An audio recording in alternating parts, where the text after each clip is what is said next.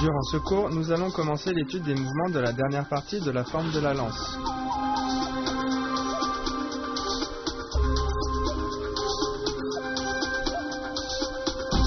La poitrine est légèrement penchée vers l'avant.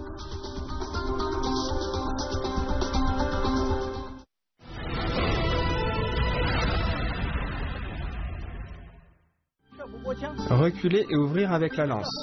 On recule le pied gauche et on ouvre avec la lance devant. Puis on recule le pied droit et en même temps on place la lance au-dessus de la tête. Bien, on refait une fois. On ouvre avec la lance. Reculer et ouvrir avec la lance. On recule le pied gauche et on ouvre avec la lance devant. Puis on recule le pied droit et on place la lance au-dessus de la tête. Attention, il faut bien tourner les hanches devant. On place la lance au-dessus.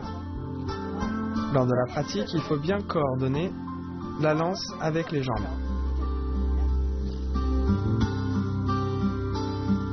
Bien, refais-le une fois.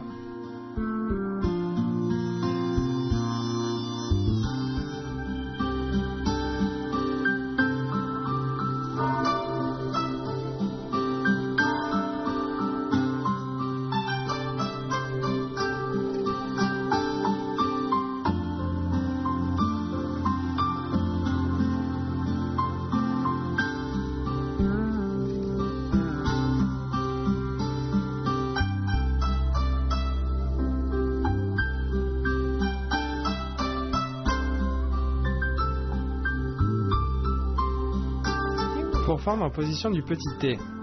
On avance le pied gauche et on place le pied droit à l'intérieur du pied gauche, soit en position du petit T. En même temps, on pourfend avec la lance vers le bas et devant. Bien, je le refais une fois.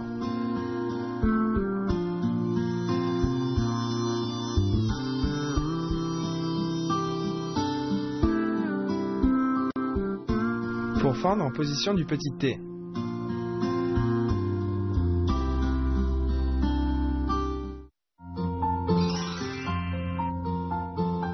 Ouvrir avec la lance fait partie des attaques. On l'utilise principalement pour attaquer en dessous des genoux ou au-dessus des épaules, pour se donner le champ libre à une attaque. Lorsqu'on ouvre, on doit maintenir la main gauche à une hauteur stable et la main droite reste relativement fixe.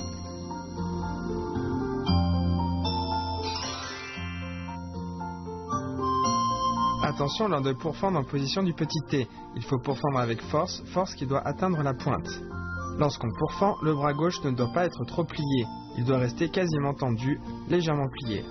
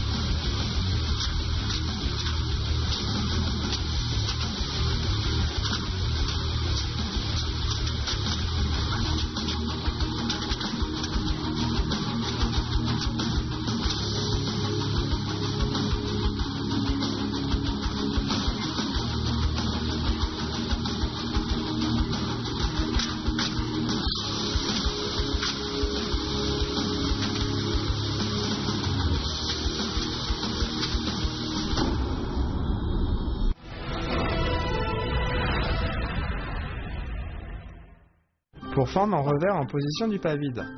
On avance le pied droit devant à droite, en même temps on saute vers la droite et on pourfend vers le bas. On pourfend en revers en position du pas vide. Bien, je le refais une fois.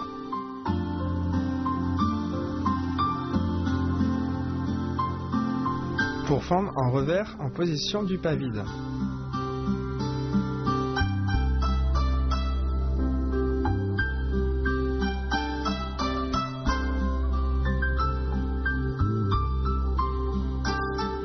lever le genou et tirer la lance.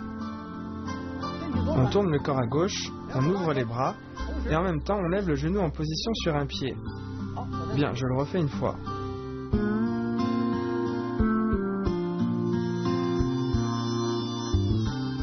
Lorsqu'on est en position sur un pied, il faut bien stabiliser l'équilibre.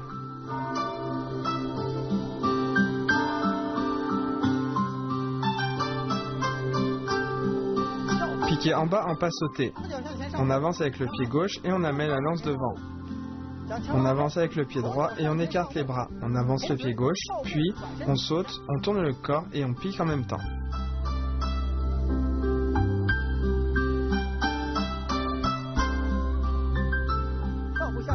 Piqué en bas en pas sauté. On avance, encore une fois. On avance encore le pied gauche, on écarte les bras, on tourne le corps et on pique vers le bas. Quand on pique vers le bas et qu'on lève le genou, on doit bloquer le genou le plus près possible de la poitrine. La poitrine est légèrement penchée vers l'avant. Puis on étend la lance et on lève bien le bras gauche en hauteur. On écarte les bras le plus possible, ainsi on peut se tenir de manière plus stable. Bien, refais-le une fois.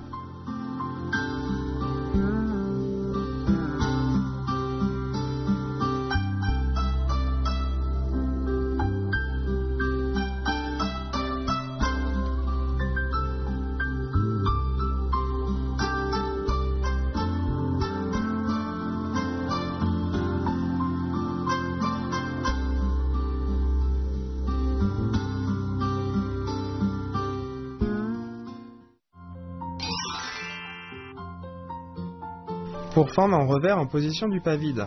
La main est orientée vers le haut et on pourfend en revers, c'est-à-dire en partant de l'intérieur. Ce mouvement est différent du pourfendre classique.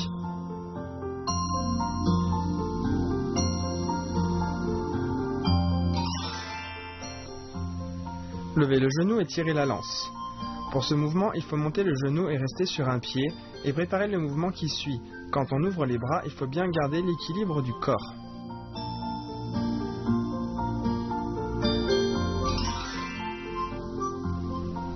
Piqué en bas en pas sauté. Piqué en bas en se retournant est la partie principale de ce mouvement. C'est un mouvement d'attaque devant surprendre l'adversaire.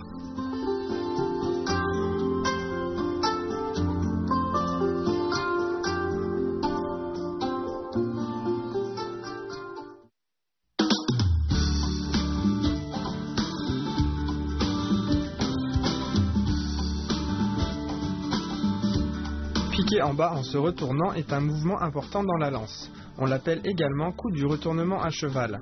Dans l'Antiquité, lors des batailles à cheval, après que deux cavaliers ennemis avaient croisé le fer, l'un d'eux se retournait pour attaquer par surprise le poursuivant. De cette manière, ce dernier n'avait généralement pas le temps de réagir et le coup lui était alors fatal. Avec l'évolution, au fil des époques, les batailles à cheval ont progressivement disparu. Mais le nom de coup du retournement à cheval est resté dans le mouvement piqué en bas en se retournant et ce jusqu'à aujourd'hui.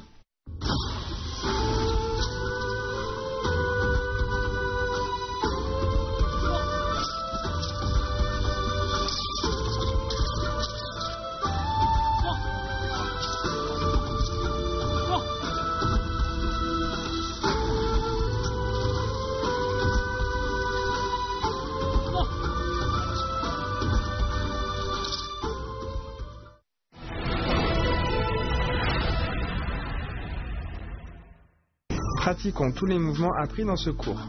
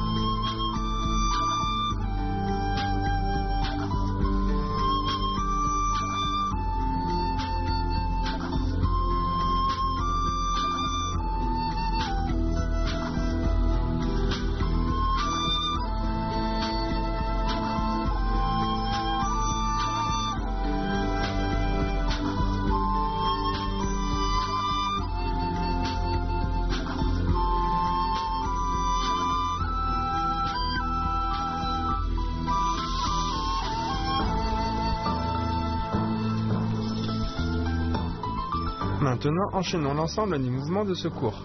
Attention à bien assembler les positions avec les mouvements et à bien lier les mouvements entre eux.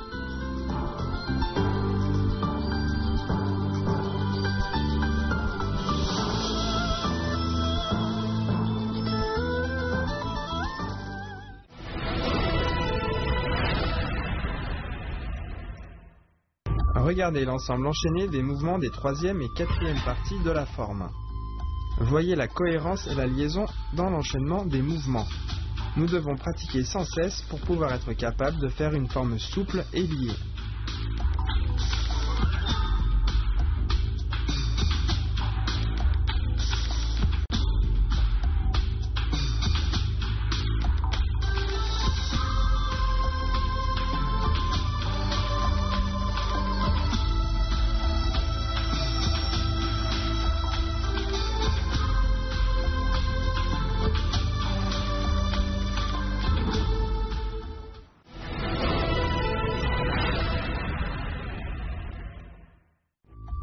À présent, regardons l'ensemble des mouvements enchaînés des 4 parties de la forme de la lance.